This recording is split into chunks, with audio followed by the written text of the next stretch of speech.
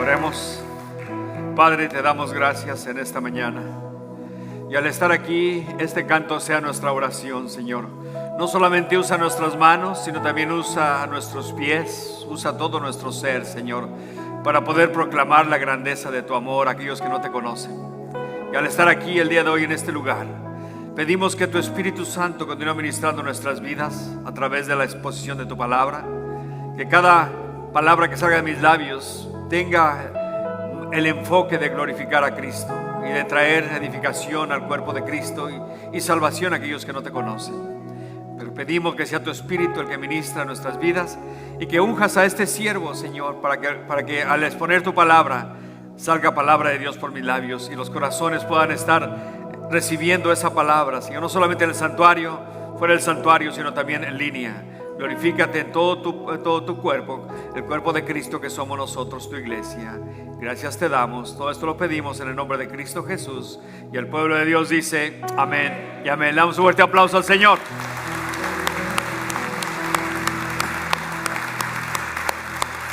Bien.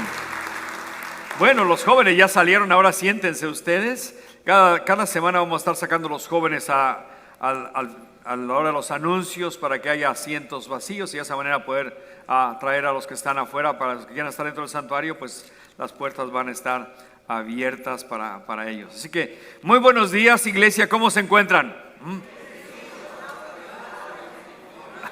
el Cristo de la gloria. Acá está. Muy bien, bendecidos. No se les olvide, ya huele a Cristo. El Señor viene pronto y necesitamos estar a la expectativa de ese momento que venga el Señor por nosotros. Bien, con eso en mente, vamos a abrir nuestras Biblias el día de hoy en Mateo 24, el Evangelio según San Mateo en el capítulo 24 el día de hoy. Estaremos leyendo una porción y vamos a hablar sobre este asunto de Mateo 24. El título del mensaje es Jesús y las señales de los tiempos. Jesús y las señales de los tiempos. Y sabemos que el tema, ya lo comenzamos la semana pasada, es levantad vuestra cabeza. Es el tema de que estamos tocando el día de hoy en los días en que estamos viviendo. En Lucas capítulo 21, versículo 28, Jesús dijo estas palabras: cuando estas cosas comiencen a suceder, dice, ergíos y levantad vuestra cabeza, porque vuestra redención está cerca. O sea que cuando vemos que todo este medio ambiente alrededor nuestro, vemos las señales, vemos lo que está ocurriendo, el orden o el mandamiento de Jesús para usted y para mí es ergíos. La palabra ergío es mira de frente. No voltees a los lados a ver qué está sucediendo. Mira de frente, pero levanta tu cabeza porque tu redención está cerca. Yo voy a repetir algunos versículos que hemos leído ya, porque creo yo que al igual que Pedro dijo, a mí no me es molesto el escribir las mismas cosas, porque sé que son provecho para cada uno de nosotros. Jesús dijo en Lucas 17, 26 al 30, hablando de su próximo regreso a la tierra, dijo estas palabras: cuando yo regrese, lo estoy leyendo en la NTV, dice, el mundo estará tan indiferente a las cosas de Dios como lo estaban en los días de Noé. Y no es verdad eso. Hay mucha indiferencia el día de hoy a las cosas de Dios. Cada persona anda en su rollo, pero muy pocas personas andamos en las cosas del Señor. Continúa diciendo el Señor, dice, en los días de Noé, la gente estuvo comiendo y bebiendo y casándose hasta el instante mismo en que Noé entró en el arca y llegó el diluvio y los destruyó. Sigue diciendo, y así como en los días de Lot, la gente siguió como de costumbre, ¿verdad? En la farándula, bebiendo, cosechando, comerciando y construyendo edificios. Hasta el día en que Lot salió de Sodoma y del cielo cayó fuego y azufre que los destruyó. Ambas historias comienzan con los destruyó. Y termina Jesús con esta frase: así mismo será el día en que yo venga, dijo Jesucristo. O sea que a nosotros mirar las cosas que suceden a nuestro alrededor hoy día, es importante que usted y yo podamos levantar nuestra cabeza y saber y darnos cuenta que nuestra redención está cerca. Porque recuerde esta verdad que se la voy a repetir una y otra vez. Las profecías o las señales de los tiempos nunca nos fueron dadas para asustarnos, sino más bien para prepararnos. Jesús viene por gente preparada. Él fue a preparar un lugar y viene por gente que esté preparada para llevarnos con Él a la gloria. Escucha, mientras una persona viajaba por Texas hace años de esta historia que le voy a contar, dice que llegó a una gasolinera muy pequeña en un pequeño pueblo por allá cerca del Paso y dice que antes de entrar a pagar su gasolina, en la pared estaba un letrero que decía la señal del tiempo. Y estaba un clavo y abajo, y en el clavo estaba un hilo colgando. Y él se quedó viendo y decía la señal del tiempo. Entró a pagar su gasolina y le dijo a un anciano que estaba ahí cobrando, dijo, oiga, no me haga reír porque tengo el labio partido. Dijo, ¿cómo que un hilo colgando de un clavo me va a dar el tiempo? Dice, claro que sí, joven. Dice, mire, si el hilo se mueve, tenemos tiempo ventoso, dice. Si el hilo está mojado, tenemos tiempo lluvioso, dice. Si está congelado, es que está cayendo nieve. Y si desaparece, es que viene un huracán, dice. Así que, sálvese el que pueda. Ahora nosotros, al ver las señales de los tiempos, tenemos que hacernos 3 preguntas. Número 1, ¿dónde estamos bíblicamente? Es importante como creyentes que, ¿dónde estamos bíblicamente? ¿Estamos cerca del final? ¿Qué tan lejos estamos? ¿Qué dicen las Escrituras del fin del mundo, viendo todo este escenario? Algunas escrituras vienen a mi mente que ya mencioné, pero se las voy a repetir nuevamente. La primera carta del apóstol Pablo habló sobre un evento que está próximo a ocurrir en la primera carta a la iglesia de Tesalonicenses, capítulo 4, versículos 16 al 18. Note lo que dice. ¿De dónde viene esta orden? Porque el Señor mismo dice, con voz de mando, con voz de arcángel y con trompeta de Dios, descenderá del cielo y los muertos en Cristo resucitarán primero. Dice, luego nosotros, los que vivimos, los que hayamos quedado hasta su venida, seremos ¿qué? Arrebatados. Para recibir al Señor en los aires estaremos siempre con el Señor. O sea que tenemos ahí y tenemos la seguridad bíblicamente de que nos iremos antes de la gran tribulación. Porque el mismo Jesús nos dijo en Apocalipsis 3:10 a la iglesia de Laodicea, no la iglesia de Laodicea, a la iglesia de... ¿Cuál fue la iglesia? Ya se me olvidó. Por estarlos mirando ya se me olvidó esa iglesia. Éfeso, Esmirna, Filadelfia. Tengo que recordarme a veces, ¿no? Filadelfia. Le dijo en Apocalipsis 3:10. Miren lo que dijo. Porque has guardado la palabra de mi paciencia. Note. Yo también te guardaré de la hora de prueba que ha de venir sobre el mundo entero para probar a los que moran sobre la tierra. Como podemos ver, Jesús dice, antes de la gran tribulación, porque has guardado mi palabra, porque has sido fiel, yo también te voy a guardar, yo también te voy a tomar conmigo, te voy a llevar conmigo. Y desde luego Pablo también nos dice en 1 Tesalonicenses 5:9, dice esto, porque no nos ha puesto Dios para ira, sino para alcanzar salvación por medio de nuestro Señor Jesucristo. Otras escrituras que ya miramos, que le quiero recordar, es Ezequiel 38:39. Mire lo que dice allí. La escritura, porque es importante que nosotros las podamos leer y podamos mirar lo que dice ahí. Vino mi palabra de Jehová, dice el profeta Ezequiel, hijo de hombre, hablándole a Ezequiel, pon tu rostro contra Gog en la tierra de Magog, príncipe soberano de Mesec y Tubal, y profetiza contra él, y di, así ha dicho Jehová el Señor, he aquí yo estoy contra ti, oh Gog, príncipe soberano de Mesec y Tubal, y te quebrantaré y pondré garfios en tus quijadas y te sacaré a ti y a todos tus ejércitos y tus caballos. Porque Ezequiel está profetizando de una coalición de naciones que van a atacar a Israel. Muy pronto ocurrirá este evento. Ay, déjeme, ok, sí. Ya mi esposa me está diciendo, ok. Me hace señas mi esposa cuando hay una cosa. Estoy hablando rápido, me dice. Digo un versículo que le pega a usted en la cabeza y dice, ok.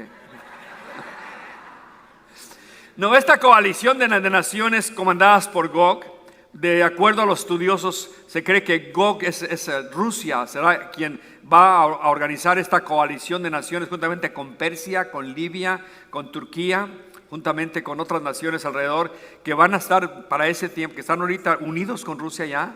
y van a atacar a Israel. Entonces esta profecía se va a cumplir muy pronto también. Quizá la veamos nosotros este ataque. Pero el capítulo 39 de Ezequiel dice que el Señor peleará por su pueblo como en los días antiguos y sacará a esas naciones de ahí. Vamos, les va a dar aire para afuera. No van a tocar a su pueblo en esta ocasión. O sea que va a enviar el Señor su poder para sacar a Rusia, a toda su coalición de naciones en contra del pueblo de Israel. Así que con esto en mente, hermanos, vamos entonces usted y yo el día de hoy, más que todo, a la segunda pregunta el día de hoy. Una escritura más que no se ha cumplido. Isaías 17:1, profecía sobre Damasco, dice: he aquí que Damasco dejará de ser ciudad y será un montón de ruinas. No ha sucedido hasta el día de hoy. Damasco sigue en pie todavía. O sea que está próximo a cumplirse. Segunda pregunta: ¿qué significa esto como nación? ¿Qué significa lo que está ocurriendo a nuestro alrededor como nación? Siendo que todavía Estados Unidos es considerada como la primer potencia. Le lo hago así porque eso es mentira ya no es así el día de hoy. ¿Y sabe usted por qué? Número uno, porque nos hemos alejado de Dios. Número dos, porque antes apoyábamos a la nación de Israel. Y hoy poco a poco hemos dejado ese apoyo.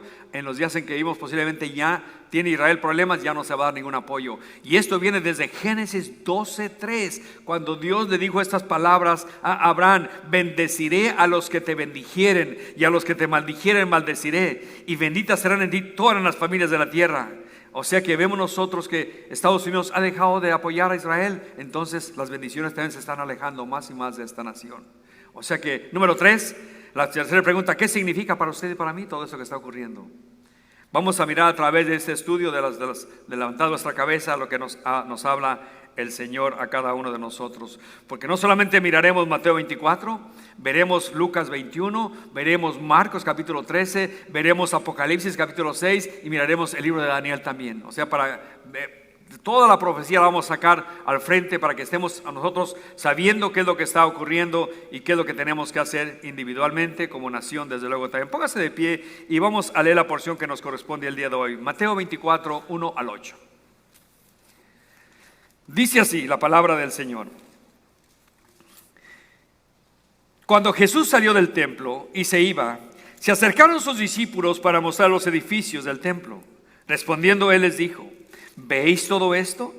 De cierto os digo que no quedará aquí piedra sobre piedra que no sea destruida. Y estando él sentado en el monte de los olivos, los discípulos se le acercaron aparte diciendo: dinos, ¿cuándo serán estas cosas y qué señal habrá de tu venida y del fin del siglo? Respondiendo, leamos todos juntos: Jesús les dijo: mirad que nadie os engañe, porque vendrán muchos en mi nombre diciendo: yo soy el Cristo, y a muchos engañarán. Y oiréis de guerras y rumores de guerras. Mirad que no os turbéis, porque es necesario que todo esto acontezca, pero aún no es el fin. Porque se levantará nación contra nación y reino contra reino, y habrá pestes y hambres y terremotos en diferentes lugares. Y todo esto será principio de dolores. Tome asiento, por favor. Voy a orar para la exposición de la palabra, pero quisiera orar también por nuestra familia. Se me ha dado la familia del Toro también. Creo que está muy mala una persona ahí. Están a punto de despedirle de este mundo. Vamos a orar también por ellos. Padre, en el nombre de Jesús, queremos pedirte por la exposición de tu palabra, pero también por la familia del Toro que están pidiendo petición, una oración por un miembro de la familia que está muy grave. Te pedimos que tú obres, Señor, que tú hagas tu voluntad en el nombre de Jesús. Amén y amén. Bien, entonces vamos a ir al mensaje en este momento. Al abrir nuestras Biblias en los primeros 2 capítulos de Génesis, capítulo 1 y capítulo 2, encontramos un ambiente de paz, de armonía. Dios creando los cielos y la tierra con su palabra: sea la luz, fue la luz, y fue creando toda la belleza de este mundo. Al último creó al hombre y a la mujer. Y nos dice a nosotros en Génesis capítulo 2 que Dios al atardecer venía y paseaba con el hombre y la mujer en el huerto del Edén. ¿Se imagina usted qué momentos, qué vida tan hermosa poder caminar con Dios en un paraíso? Algo maravilloso. Aun cuando entró el pecado en el mundo, encontramos a personas que caminaron con Dios. ¿Se acuerda usted de Enoc? no Chanoc, Enoc. Chanoc es otro rollo, ¿no? Enoc dice en Génesis 5:24 que caminó con Dios ¿cuántos años? 300 años caminó con Dios. Imagínese usted, caminar con el Señor por 300 años. Ahora, el pastor Greg Laurie me llama la atención, dice, un día, Enoc, vamos a caminar. Y dice que yendo en el camino, dijo, oye, pues estamos más cerca del cielo, mejor vente para acá.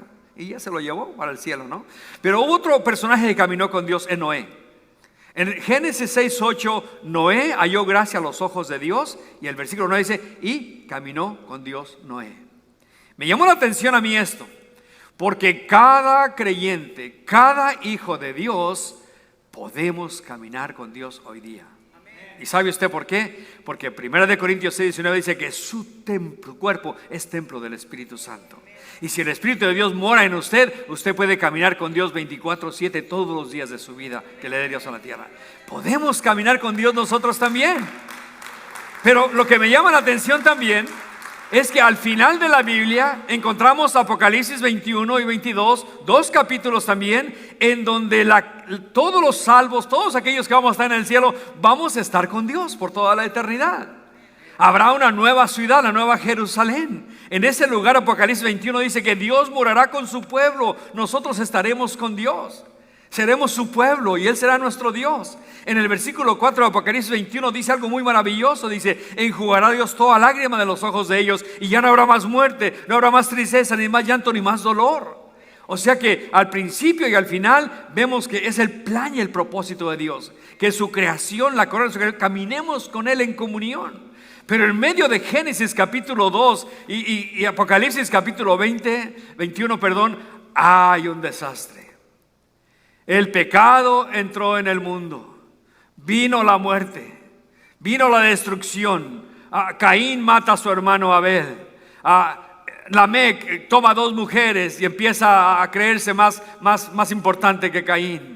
Empieza el despapalle por todos lados después o en medio del capítulo 2 de Génesis y el capítulo 21 de Apocalipsis. O sea que todo esto lo miramos a través de todo esto.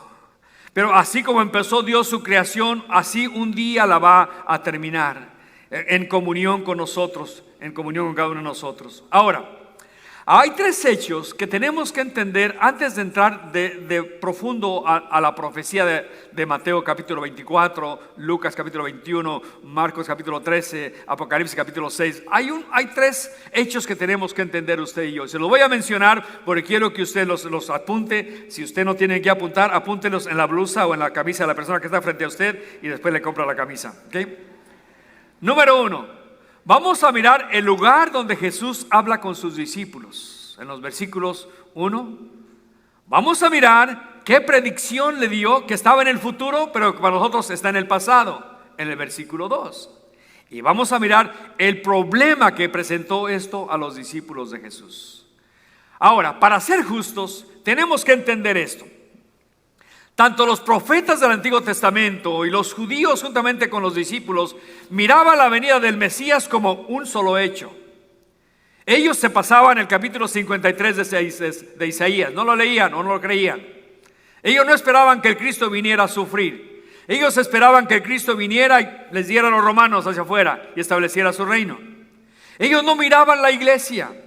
Romanos 16, 25 y 26, Pablo dice que era un misterio que estaba oculto para ellos. Ellos veían solamente que el Señor vendría y boilas, Roma hacia afuera e Israel en primer lugar. Ahora, debido a que Israel había experimentado tormenta tras tormenta en la historia, debido a que Jesús se declaró el Mesías, debido a que Juan el Bautista, Jesús dijo que era el Mesías, el Elías que había de venir, debido a que Jesús fue proclamado cuando entró en Jerusalén como el hijo de David, como el Mesías, es comprensible que los discípulos creyesen que Jesús iba a establecer su reino enseguida. No pensaban que iba a ir a la cruz. Así que veamos entonces el primer hecho aquí. El lugar donde se dijo estas palabras en Mateo 24:1. Todo empezó al salir del templo. Al salir del templo vemos que es el lugar donde empezó toda esta historia o toda esta profecía. Y fue en Jerusalén. Quisiera que pensáramos un poco en lo importante que es la ciudad de Jerusalén. Jerusalén se menciona, note, 821 veces en las Escrituras. Es la ciudad que se menciona más de todas las Escrituras. La segunda es Babilonia. Y ambas ciudades al final de los tiempos tienen su papel que desarrollar. Pero Jerusalén es la ciudad que se menciona más. Así que Jesús salió con sus discípulos del templo. ¿Qué estaba haciendo en el templo? Jesús estaba dando su último mensaje a los escribas y los fariseos. Mateo capítulo 23. Les había dicho a ellos 7 veces: hipócritas, sepulcros blanqueados, ciegos, les dijo muchas veces a ellos. Entonces, al salir del templo, vienen entonces los discípulos a él. Ahora, esto es lo que hace importantísimo este sermón, porque Jesús dijo varios sermones. En Mateo 5 al 7, el sermón del monte. En Mateo 13, el sermón de las parábolas. En San Juan capítulo 13 al 16, el sermón del aposento alto. Pero este es el del sermón del monte de los olivos. ¿Qué es lo que hace tan importante este sermón? El contenido. Jesús empieza a hablar del futuro, de la futura destrucción del templo y de Jerusalén. Después empieza a hablar también de las señales de los tiempos para que estuvieran atentos y preparados. Pero lo más importante, Él habla de su regreso a la tierra por segunda vez. Y eso es muy importante. El punto principal aquí es que Jesús y sus discípulos se encontraban en el mismo lugar donde en la historia ha habido tanto conflicto, en Jerusalén. Escucha esto. En todos los conflictos que hay contra Israel, sabemos que el epicentro es Jerusalén. Eso lo vemos. Jerusalén es el latido del corazón de la nación de Israel. Este lugar en donde fue construido el primer templo por Salomón. Después fue destruido por Nabucodonosor. Pero Zorobabel y Josué, el sacerdote, lo reedificaron un segundo templo. Herodes lo embelleció. Pero todo eso ocurrió en Jerusalén. Aún los musulmanes dicen que de allí del dom que tienen ellos aquí en Jerusalén ahora, que de allí subió su líder y que va a regresar nuevamente a la tierra. Eso es una historia que ellos tienen nada más. Ahora, note esto, aunque los judíos llegaron nuevamente a ser una nación en 1948, el 14 de mayo, lo interesante que después en la guerra de los 6 días, recapturaron Jerusalén, pero el templo no. El templo sigue perteneciendo a los musulmanes. Y la gran pregunta es, ¿por qué? Bueno, porque proféticamente el templo, un tercer templo, va a ser reconstruido en un futuro. ¿Quién ayudará a reconstruir ese templo? Ahorita con tanto problema que hay, posiblemente es el anticristo. O sea que nunca recuperaron el templo los judíos, y es algo muy interesante, ¿no? Increíble lo que pasó, pero miren lo que dijo el presidente anterior, Benjamín Netanyahu, algo así se llama todavía. ¿No? ¿Por qué no recapturaron el templo? Miren lo que dijo él. Esta gente, o la gente alrededor de Israel, ni siquiera cree que los judíos existimos como nación. No lo reconocen ellos todavía como nación. Los quieren echar para afuera. El hecho de que los judíos vivimos y respiramos aire en el Medio Oriente es una ofensa para ellos y nos quieren erradicar de la tierra. ¿Recuerda el presidente de Irán hace años que decía? Erradiquemos a estos judíos. Y ellos quieren la bomba atómica, cosa que muy pronto lo lograrán con esta administración. Ya hasta dinerito les damos para que hagan lo que tienen que hacer. O sea que se han cambiado las cosas con esta administración que tenemos el día de hoy. Ahora, el hecho de que haya guerras constantes en el Medio Oriente no es nada nuevo. Pues desde que Israel se estableció nuevamente en un solo día, en ninguna otra nación le ha hecho lo que ha pasado con Israel. En un solo día, el 14 de mayo de 1948, Israel vuelve a ser nación después de miles de años que no se miraba. ¿Por qué? Porque Dios tiene un plan, un propósito para esa nación, específicamente para la nación o para la ciudad de Jerusalén. Cuando Israel se estableció como nación, ya han pasado 74 años. 74 años al día de hoy de conflictos. ¿Por qué? Porque Jerusalén es el epicentro del programa de Dios. Es por eso que Jerusalén se menciona 821 veces en las Escrituras. El centro del programa profético de Dios y de la salvación del mundo. Y déjeme decirle algunas cosas sobre esto. Se dice que Israel es el ombligo del mundo. Sí.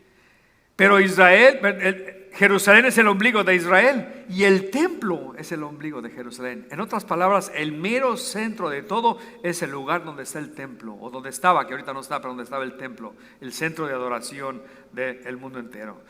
Ezequiel 5:5 dijo así: así ha dicho Jehová el Señor, esta es Jerusalén, la puse en medio de las naciones y de las tierras alrededor de ella. Algo más, una pregunta.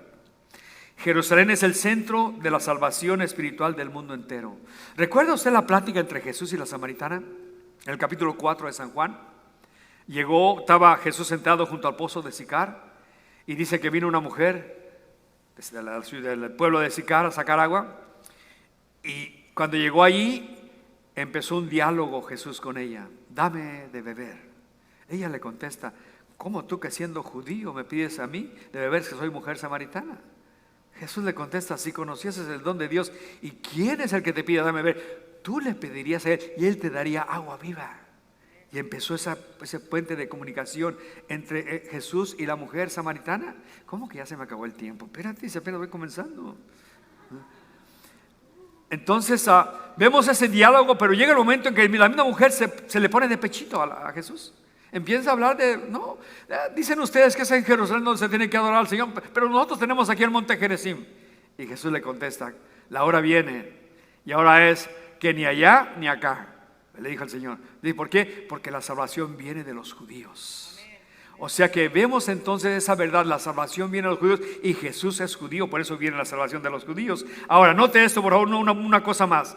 En Jerusalén será el centro profético de las tormentas o de las guerras del mundo.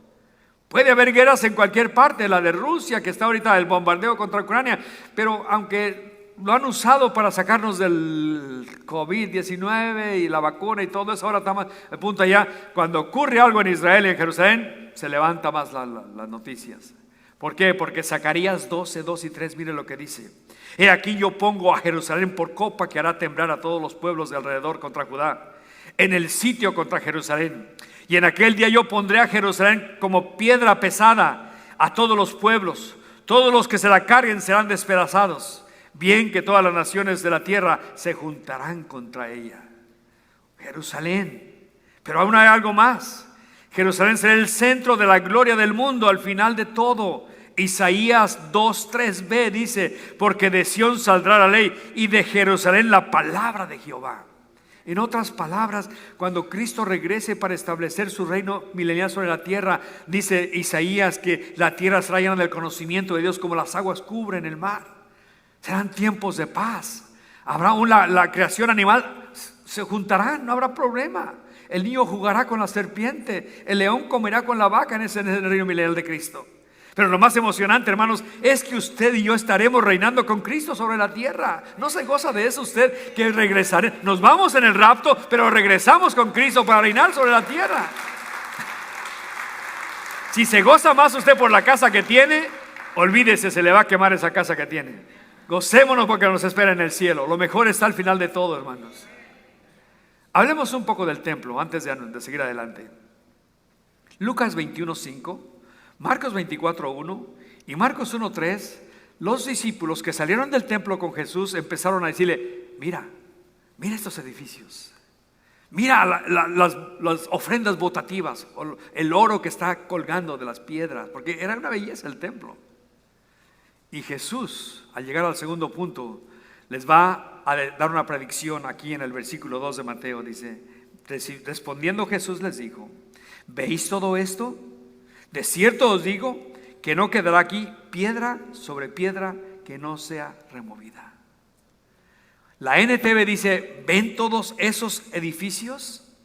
Les digo la verdad, serán demolidos por completo. No quedará ni una sola piedra sobre la otra.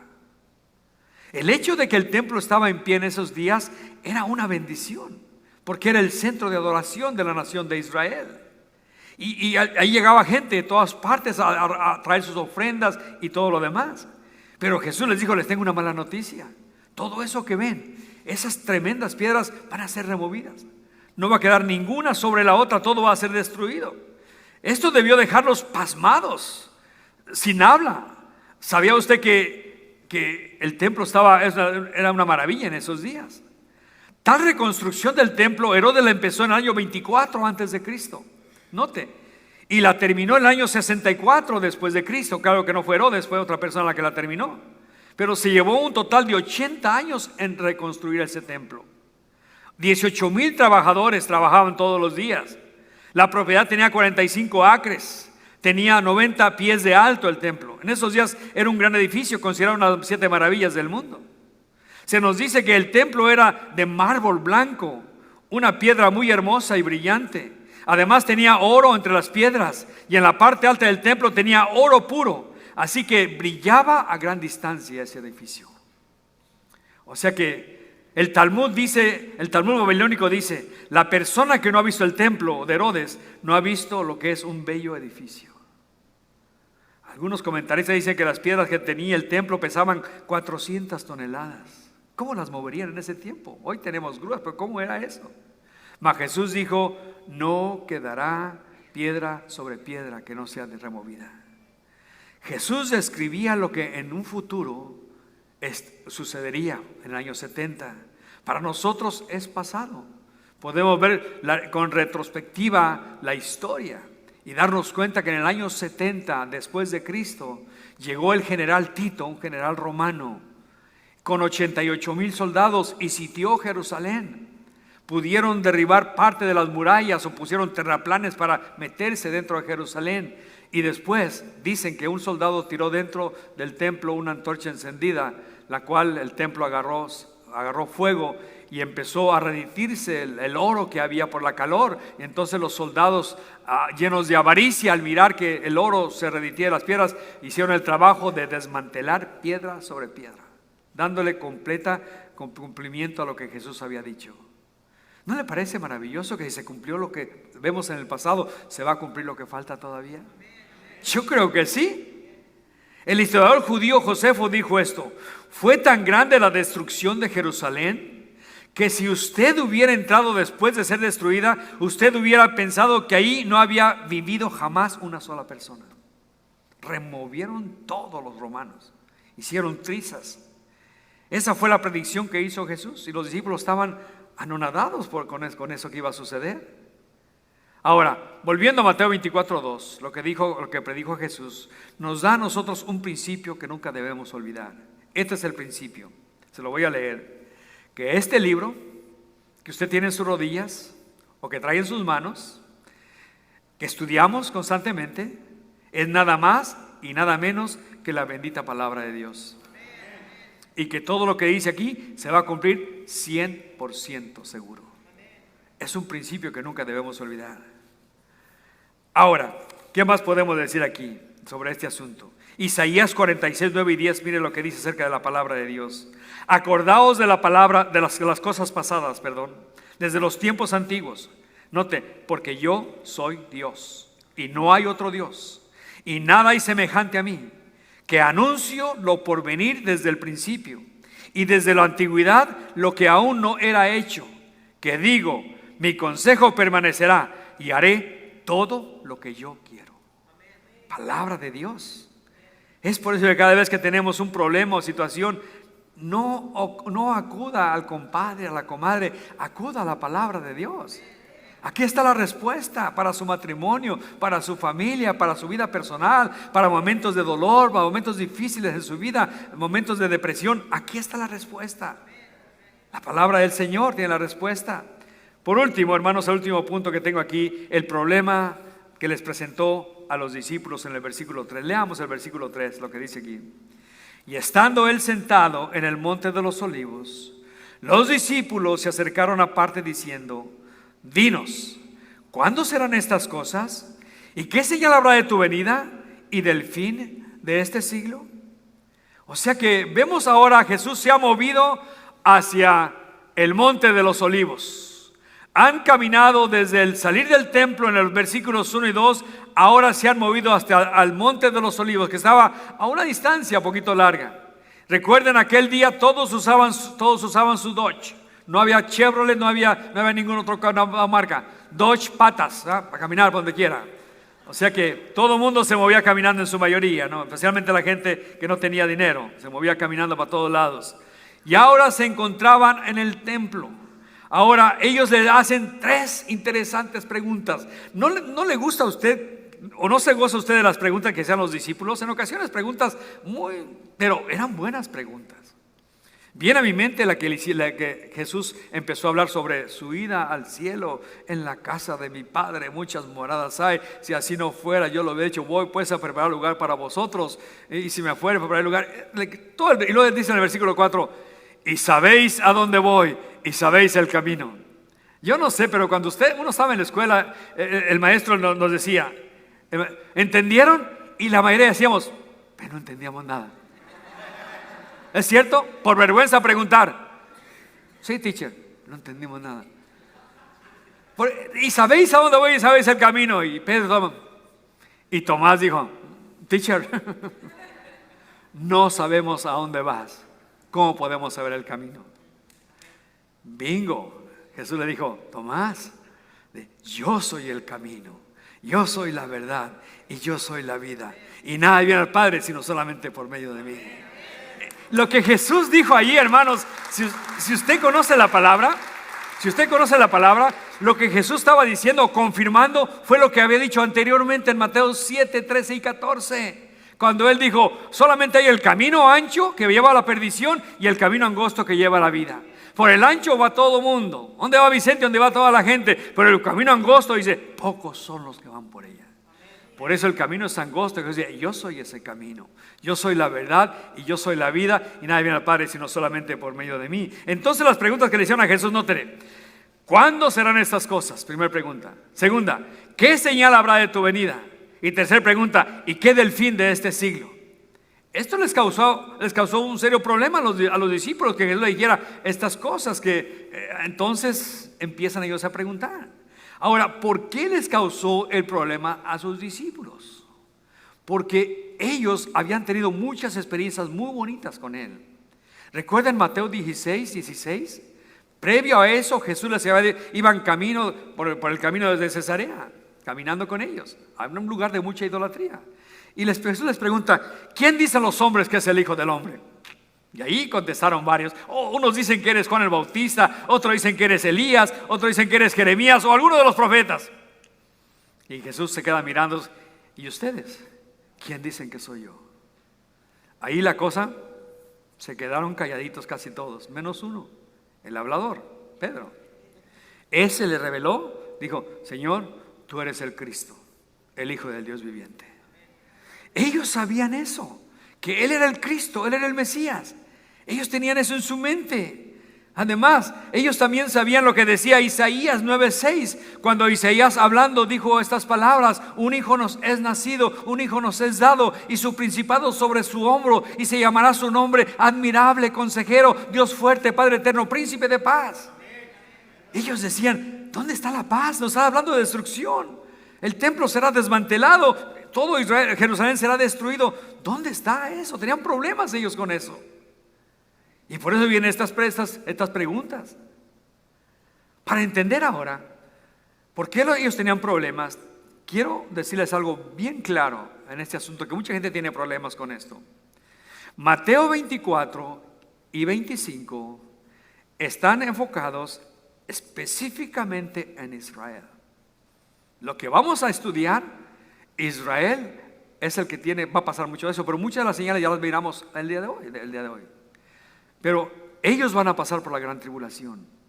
Cuando empecemos a mirar las señales que vendrán diciendo yo soy el Cristo, que habrá guerras, todo eso es parte de la gran tribulación, y lo vamos a comparar con Apocalipsis capítulo 6, cuando llegue el anticristo a la tierra.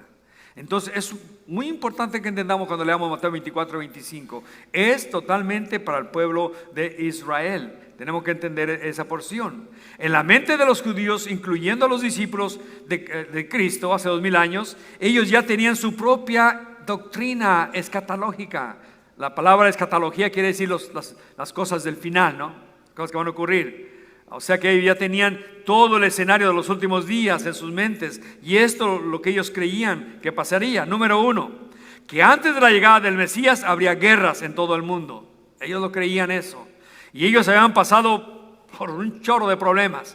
En ese momento Roma estaba sobre ellos.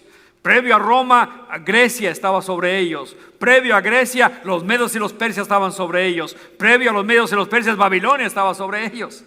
O sea que habían estado con constante guerra ellos constantemente. Algo que ellos habían experimentado. Número 2, ellos creían que Elías, el mensajero que prepararía el camino del Mesías, vendría primero. Y desde luego Jesús les había dicho que Juan el Bautista, el Elías, que había de venir. Estaba interesante todo esto. Además ellos creían que una vez que viniera Cristo regresaría en victoria como un rey para tumbar a todos los imperios a su lado y establecer a Israel nuevamente como una nación. Esa era la mentalidad que tenían ellos. Por eso la destrucción del templo y de Jerusalén no les cabía en su mente. Por eso vienen estas preguntas. Dinos, ¿cuántos serán estas cosas? ¿Y qué señal habrá de tu venida y del fin del mundo? Ahora, nota, Jerusalén sería restaurada, pero hasta que viniese Cristo por segunda vez. Será restaurada. Mientras tanto, en el año 70 fue hecho trizas. Cuando venga el anticristo, nuevamente en la gran tribulación, recibirá nuevos ataques en la ciudad de Jerusalén. Los discípulos miraban a los romanos que estaban allí y que los oprimían. Juan el Bautista había venido como el Elías. Y ellos decían, el próximo evento es que Cristo establezca su reino. No, el próximo evento era que Cristo iba a ir a la cruz. Iba a ser nuestro sustituto. Él iba a morir por nosotros en la cruz del Calvario. Y eso no les cabía en su mente. En el año 70, sabemos ya, Tito entró en Jerusalén y destruyó todo. El punto principal aquí es, el príncipe de paz está prediciendo guerra y destrucción. ¿Sabe usted lo que significa Jerusalén? Significa la ciudad de paz. Shalom. El saludo de un judío siempre es shalom, significa paz. Y hoy en día solamente la paz es una oración. Oremos por la paz de Jerusalén, dice uno de los salmos. Hoy día todos nos hacemos la misma pregunta. ¿Habrá paz algún día en Israel? Sí, cuando venga Cristo por segunda vez. ¿Cuál es la oración del cristiano el día de hoy, hermanos? ¿Cuál es su oración de usted? La mía es de Apocalipsis 22:20. ¿Sabe cuál es? Ven, Señor Jesús. Sí, ven pronto ya. Que sabemos que Él va a regresar cuando Él sea el tiempo, ¿no? Sabemos desde Génesis 3 hasta Apocalipsis 20 que encontramos guerras, rumores de guerras. La paz llegará hasta que Jesucristo regrese por segunda vez a la tierra para dejarlos ir a su casa. Quiero concluir con esto. ¿Cómo debemos vivir mientras estas cosas ocurren? ¿Cómo debe vivir usted y yo mientras todo este escenario que se prepara ocurre? ¿Cómo debemos vivir? Número 1, debemos vivir en santidad. Primera de Pedro 1:15 al 17.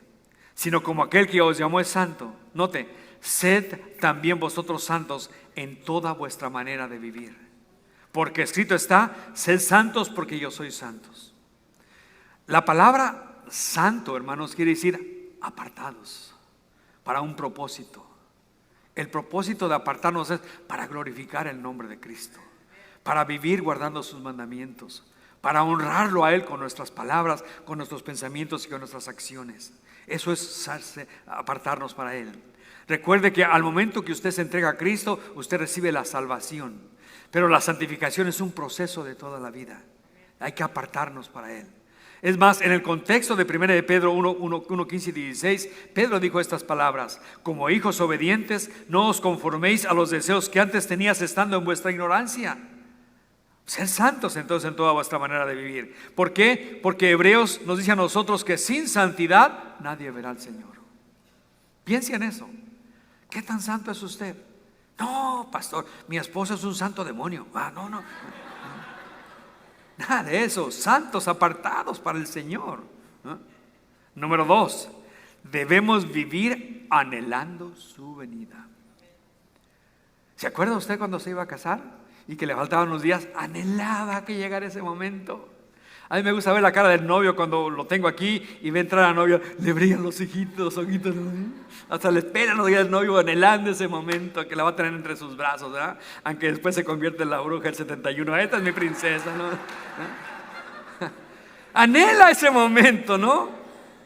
Bueno, en una manera espiritual debemos anhelar la venida del Señor. Debemos de vivir como en un pueblito de Inglaterra que se llama de puntitas. Es un pueblo pequeño donde no hay pavimento, pero llueve mucho. Y la gente cuando sale, pues anda de puntitas porque no quieren lodarse los zapatos, ¿no? Así vamos a vivir nosotros el día de hoy. Hay pecado por todos lados, en todas las áreas. Y debemos de vivir de puntita nosotros, anhelando ese momento en que el Señor regrese. Mira lo que dice Hebreos 9:28. Así también Cristo fue ofrecido una sola vez y para siempre, a fin de quitar el pecado de muchas personas. Cristo vendrá otra vez, no para ocuparse de nuestros pecados, sino para traer salvación a todos los que esperan con anhelo su venida. Con anhelo, anhelar ese regreso de Cristo. En otras palabras, el apóstol Pablo anhelaba una corona de justicia en el cielo y dice, no solamente es para mí, sino para todos los que aman su venida. Y número 3, debemos vivir compartiendo nuestra gran comisión. Hermanos, tenemos una gran comisión, no nuestra gran omisión. Nuestra gran comisión, la orden que nos dio el Señor Jesucristo en Mateo 28, 20 al 22, al 20, 18 al 20. Dice, toda potestad me ha sido dada, ¿dónde? En el cielo y en la tierra. Por tanto, ¿qué dice? Id y haced discípulos a todas las naciones, bautizándolos en el nombre del Padre, del Hijo y del Espíritu Santo, enseñándoles que guarden las cosas que yo os he enseñado. Y he aquí yo estoy con vosotros todos los días hasta el fin. Interesante. Pastor, es que nadie quiere evangelizar conmigo. El Señor va contigo, hermano, hermana. ¿Qué te preocupas? Uno con Dios somos mayoría y punto. Si nadie va contigo, tú ve. Pero si tú aún no has recibido a Jesucristo, si tú me escuchas a través de las líneas cibernéticas o estás aquí en el santuario y dices, yo quisiera tener esa esperanza, quisiera vivir de esa manera, pero no sé cómo. Bueno, lo que tú tienes que hacer es simple y sencillamente creer el mensaje del Evangelio. El Evangelio es la buena noticia de que hay un Dios que te ama tanto que fue capaz de entregar a su único hijo, lo puso en la cruz por ti, por amor. Ahí lo clavó y ahí lo dejó. Y aunque el hijo clamaba, Dios, Dios, ¿por qué me has abandonado? Ahí lo dejó, porque estaba pagando un precio que tú y yo no podíamos pagar. Él te ama tanto que envió a su hijo a morir en la cruz. La Biblia dice claramente que tú tienes que creer el mensaje del Evangelio. Y con la palabra creer yo te puedo decir lo que tienes que hacer. Creer que Dios te ama y que tiene un plan para tu vida. De tal manera te ama Dios que envió a su Hijo a este mundo a morir por ti, para que si tú crees en Él no te pierdas, más tengas vida eterna. Tienes que reconocer que eres pecador. Todos hemos pecado, todos los que estamos aquí somos pecadores. No hay ninguno que diga que no, todos somos pecadores. Y la Biblia dice en Romanos 3:23, por cuanto todos pecaron, todos están privados de la gloria de Dios. Tienes que entender la magnitud, la grandeza del amor de Dios. El apóstol Pablo dijo en Romanos 5:8 que Dios ha mostrado su amor para con nosotros, en que siendo pecadores, Cristo murió por nosotros. La siguiente, tienes que entregar tus pecados a Dios. La Biblia dice en Romanos 10, 9 y 10 que si tú confiesas con tu boca que Jesús es el Señor y crees en tu corazón que Dios levantó a los muertos, serás salvo. Entonces la R de creer, tienes que recibir a Cristo en tu corazón como Señor y Salvador de tu vida. Pues la Escritura dice que Jesús vino a lo suyo y los suyos no le recibieron. Mas a todos los que le recibieron, a los que creen en su nombre, les dio potestad de ser hechos hijos de Dios. Y por último, tienes que hacerlo ahora. Hoy es el día de salvación. Segunda de Corintios 6:2 dice así: en tiempo aceptable te he oído, en el día de salvación te he socorrido. He aquí ahora el tiempo aceptable, he aquí ahora el día de salvación. No esperes para mañana.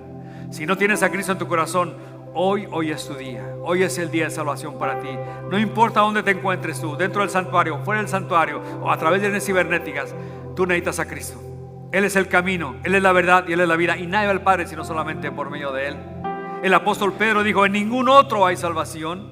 El apóstol Pablo dijo: el único mediador entre Dios y los hombres, Jesucristo. El apóstol Juan dijo: el abogado que tenemos para con el Padre se llama Jesucristo. Le busques por donde le busques, Jesucristo es la respuesta a tu problema.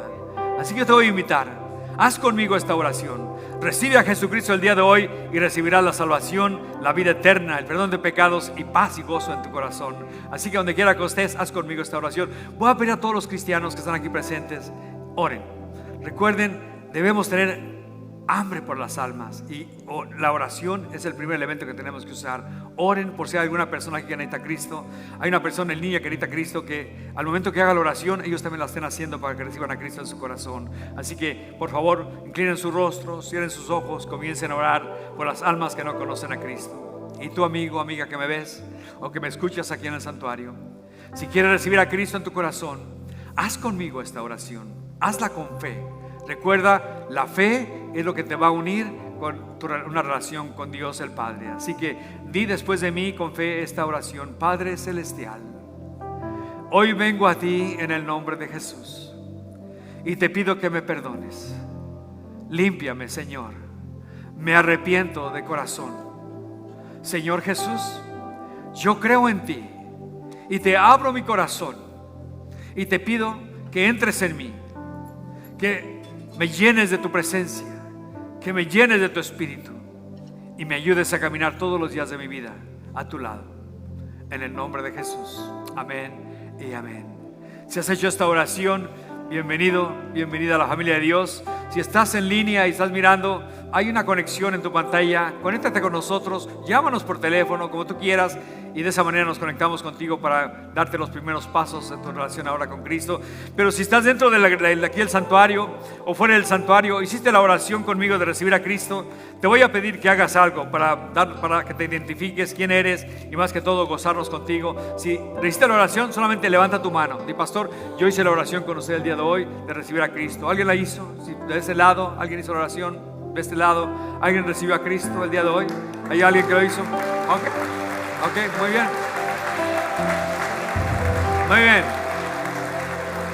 Alguien se va a acercar a usted y le vamos a dar los primeros pasos. Más que todo, recuerden, nunca estás demasiado joven para recibir a Cristo, ni demasiado viejo. El tiempo, hoy es el día para algunos de ustedes, ¿no? Así que no eres creyente porque naciste en un hogar cristiano. No somos creyentes al momento que nos entregamos a Cristo.